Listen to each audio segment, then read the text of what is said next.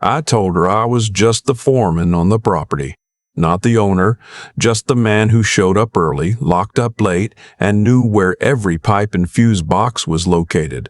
I let her believe that for 8 months, and when she finally learned the truth, 48 hours after our wedding, she didn't cry. She handed me a document she'd already had drawn up. That's when I knew I'd made the right call. My name is not important. What matters is that I'm 63 years old, I live outside of Kelowna in British Columbia, and I spent 31 years building something with a woman who deserved every good thing this life had to offer. My wife, my first wife, my real wife, passed away 4 years ago from a stroke. Fast, no warning. One Tuesday morning, she was making coffee and talking about whether we should repaint the back fence, and by Thursday, she was gone. We had built a small orchard together, not a hobby farm. A real working operation, 12 acres of apple and cherry trees, a cider press, a roadside stand that brought people in from as far as Penticton on weekends. We'd also held on to a rental property in West Kelowna, a duplex we'd bought in the 90s, when prices were still something ordinary people could manage. My wife handled the books. I handled the land. It worked because we trusted each other completely and because neither of us ever forgot where we started. After she died, my daughter, she lives in Kamloops with her husband and their 2 boys, she worried about me constantly. She called every other day. She drove down on weekends to bring groceries I didn't need and to sit in the kitchen and watch me pretend I was fine. I wasn't fine, but I wasn't falling apart either. I just missed my wife the way you miss a limb. Quietly, constantly, without drama. I didn't think about dating, not for the first 2 years. The idea felt like a betrayal of something I couldn't name. But then my neighbor, a retired school teacher who lives about a kilometer down the road, invited me to a Heritage Apple Festival at the community center in town. It was a Saturday in September, cool and bright, the kind of day the Okanagan does better than anywhere else on Earth. I went mostly to get my neighbor to stop asking. That's where I met her. She was standing near the preserves table, talking to the woman running the jam demonstration. She had a warm laugh. Easy. She was maybe 57 or 58, well-dressed without being overdressed. And when she turned around and we were introduced, she was a friend of my neighbor, one of those small-town connections that spiral outward in ways you can never fully trace. She shook my hand and held eye contact in a way that felt direct and genuine. Her name was Patricia. She'd moved to Kelowna from Calgary about 3 years earlier, she said, after her divorce.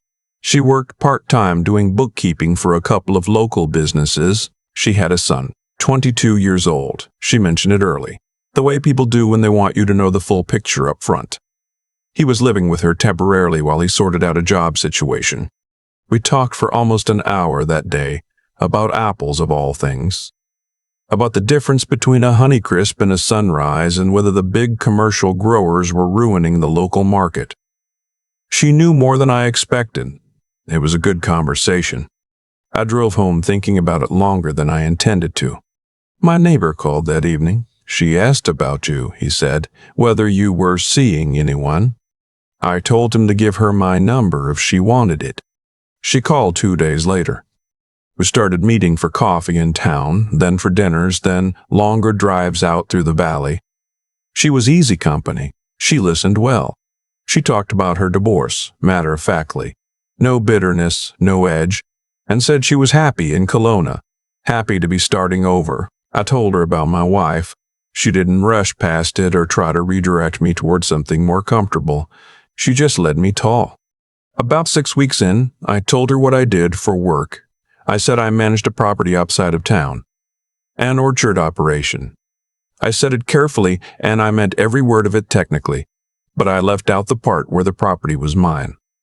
Fully paid, mortgage-free since 2018, worth at current Okanagan land prices, considerably more than I ever could have imagined when we planted those first rows of trees in 1997. Why did I do it? Because I'd heard things, not about her specifically, just things. A friend of mine in his late 60s had remarried 2 years after losing his wife. The woman he married had seemed wonderful. Within a year, she was pressuring him to add her name to his house title, telling him it was only fair, that marriage meant sharing everything. He came close to doing it. He didn't, in the end, because his adult kids raised enough alarm that he slowed down and thought it through. But it shook him, and he told me about it over beers one night with a look on his face I've never forgotten. "I almost handed it all away," he said. "Everything Margaret and I built." I thought about that conversation a lot during those early months with Patricia. I wasn't suspicious of her exactly, but I was careful. There's a difference. My daughter met her in January. She drove down from Kamloops on the Sunday, and the three of us had lunch at a spot near the lake. My daughter was polite, warm even, but afterward, when Patricia had gone to her car, my daughter pulled me aside in the parking lot and said quietly, "Dad, I just want you to take your time. You don't have to rush anything." I told her I wasn't rushing. She gave me a look that said she wasn't entirely sure about that. Patricia and I had been together about 8 months when she started mentioning the future in more concrete terms. Not in a pressuring way, or at least not in a way I recognized as pressure at the time. She talked about what it would be like if we lived together. She mentioned that her son was having trouble with his current situation, that it would help him enormously to have more stability. She said she'd always wanted a garden. A real one, she clarified, with space to grow things. I listened to all of this and didn't think too much of it. People talk about the future when they're happy. That's normal. She brought up marriage in March. We were driving back from dinner in Penticton, the lake black and glassy on one side, the hills dark on the other. She said she wasn't getting any younger. She said she felt something real between us, and she didn't want to waste time. She said, "When you find something good at our age, you hold on to it." I agreed with that sentiment. I still do, actually. The sentiment is sound. We got engaged in April. My daughter was not enthusiastic. She said so gently, but clearly, over the phone. She said she was happy if I was happy, but she wanted me to protect myself. She mentioned a prenuptial agreement. I told her I'd look into it. I did not look into it the way I should have. The wedding was small. 15 people at a winery outside of town on a Friday afternoon in June. My daughter was there, standing beside me in a yellow dress, smiling with her whole face but not quite her eyes. My son-in-law was there too, steady and quiet the way he always is. Patricia's son stood on her side, tall, broad-shouldered, wearing a jacket that looked slightly too small. He shook my hand at the reception without much warmth and spent most of the evening on his phone. We came back to my property that night. Patricia had been staying there on weekends for the past 2 months, but now it was official.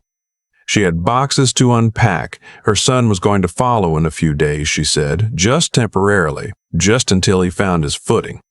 I won't pretend I slept well that night. There was something in the air I couldn't identify. A kind of stillness that felt less like peace and more like held breath. The next morning, Saturday, Patricia was up before me. She'd made coffee. When I came downstairs, she was sitting at the kitchen table with a notepad and a pen, and she looked up at me with an expression I hadn't seen on her face before. Businesslike, focused in a way that had nothing to do with affection. "I want to talk about some things," she said. I poured my coffee and sat down across from her. She started with the house, the farmhouse on the orchard property. She said it needed updating. New appliances, she said. She'd been making a list. She pulled the notepad toward her and read from it. New stove, new refrigerator, a renovation to the upstairs bathroom, new flooring in the hallway. She mentioned a number, a rough estimate, she said, around $40,000. I kept my face neutral. "That's quite a list," I said. She moved on. Her son, she explained, needed a place to settle properly. The spare bedroom wasn't going to work long term. She thought it could take over the small cabin at the back of the property, the one we used for seasonal workers. With some renovations, she said, she'd been thinking a separate entrance would be nice, a small kitchen. Another number, she said it almost offhandedly, 25 to 30,000 probably. I took a slow sip of my coffee. Then she set the notepad down and folded her hands on top of it and looked at me directly. She said that she'd been thinking about the future, about our security. She said that for her to feel truly settled here, truly part of this, she thought it would make sense for her name to be on the property title. Both the orchard and the duplex. She said she'd spoken to someone, she didn't say who had explained that in British Columbia, she had certain rights as a spouse anyway under the Family Law Act, so it would just be making things official and honest. She said the word honest. I looked at her for a long moment. Then I said, I'll need to talk to my property manager about some of this. She blinked. Your property manager? Yes, I said. I don't make these decisions unilaterally. There are processes. She stared at me. You told me you managed this place. I do manage it, I said, on behalf of the owner. The silence in their kitchen was unlike anything I'd experienced in a long time. She picked up her coffee cup and set it back down without drinking from it. You don't own this property, she said slowly. I manage it, I repeated. She spent the rest of that morning very quiet. I went out to walk the orchard rows, something I do most mornings, and I thought about what I'd just seen at that table. The list, the numbers, the casual reference to the Family Law Act. People don't cite provincial property legislation over breakfast unless someone has been doing research, unless there has been planning. Her son arrived that afternoon with a truck full of belongings. He didn't knock. He came through the back door, which I had not given him a key to, meaning Patricia had dropped his bag in the hall, looked around the kitchen like he was taking inventory, and said, "So this is it." Not to Patricia, to the room. I called my daughter that evening from the orchard, standing between two rows of cherry trees in the early summer light. I told her what had happened. There was a long pause on her end, and then she said, "Dad, come stay with us for a few days." I told her I wasn't going anywhere. This was my land. I'd planted every tree on it. Does she know that? My daughter asked. Not yet, I said. I called my lawyer the next morning, not a question and answer call, a proper meeting. I drove into town early and sat across from him at his desk and walked him through everything. He was not surprised. He had seen versions of this before. He told me where I stood, which, because I had been careful, because the property had never been discussed or listed in Patricia's presence in any legal sense, because there was no prenup to contest and no commingling of finances, was on solid ground. He also told me something I hadn't considered. He said Patricia's reference to the Family Law Act was partially correct in principle but misapplied. As a spouse, I had rights, he said, and so did she. But those rights attached to the family home as lived in, not necessarily to investment properties. And the process she was describing, simply adding a name to a title, wasn't how property law in BC actually worked. Someone had coached her poorly, or she was hoping I wouldn't know any better. I drove back to the property in the early afternoon. Patricia was in the garden, the one beside the farmhouse where my wife had grown tomatoes and herbs and zucchini every summer for 20 years. She was pulling up some of my wife's rose bushes to clear space for something. She had a pile of them already, roots in the air, beside the garden fence. I stopped walking. I stood there for a moment and felt something I can only describe as a door closing. Not a violent slam, just a quiet, final click. I walked over and said calmly that I'd like her to stop. She looked up. I'm just making room. Please stop, I said. She put the gardening gloves down. She looked at my face, and whatever she saw there made her straighten up and step back from the garden bed. That evening, I asked her to sit down at the kitchen table again. Same table, different conversation. I told her the truth, all of it, that I owned this property, that I owned the duplex, that I had a third parcel of land farther up the valley I hadn't mentioned to anyone outside my family and my lawyer. I told her I had managed these properties myself for over a decade and that I was, by any reasonable measure, comfortable financially. I watched her process this. Then I told her that I'd spent the morning with my lawyer and that I understood my position clearly and that I would like her and her son to make arrangements to leave by the end of the following week. She went very still. You're ending our marriage, she said. We've been married 2 days.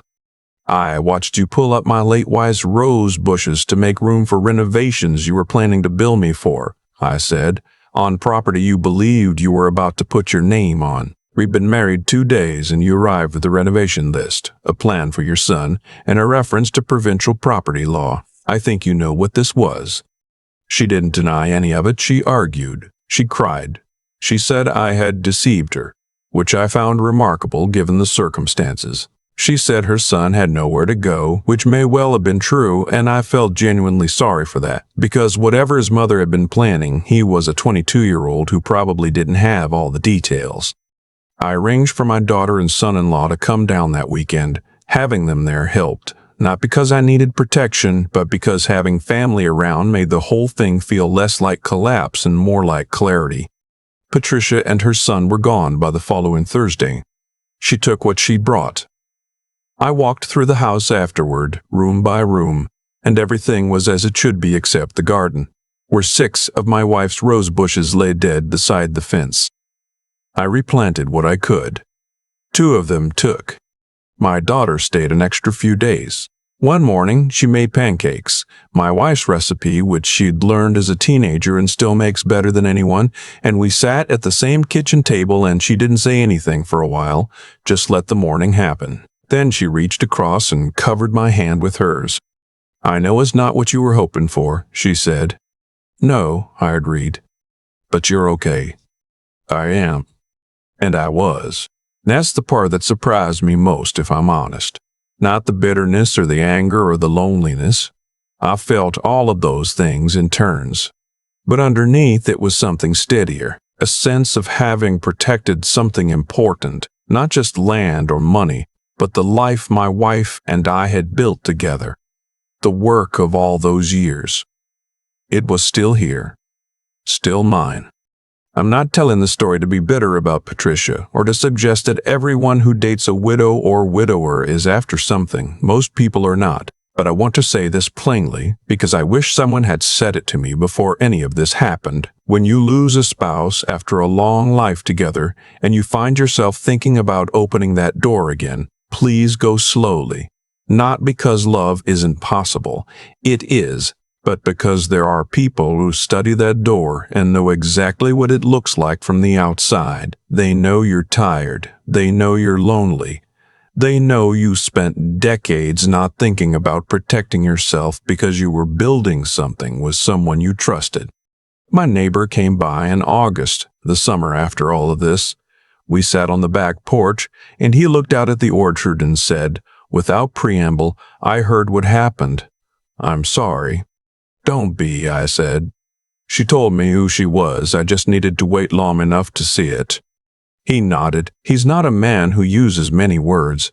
We sat there a while longer and watched the trees in the evening light, the late apples coming in, and it was one of those moments that feels, oddly, like enough. The orchard is still mine. The roses came back. There's a moment I keep coming back to. Not the kitchen table conversation, not the rose bushes, not Patricia's face when she realized the land wasn't what she thought it was. The moment I keep returning to is smaller than any of that. It's my daughter standing in the parking lot after that Sunday lunch in January, the wind off the lake cold and sharp, saying quietly, "Dad, just take your time." I didn't listen, not fully.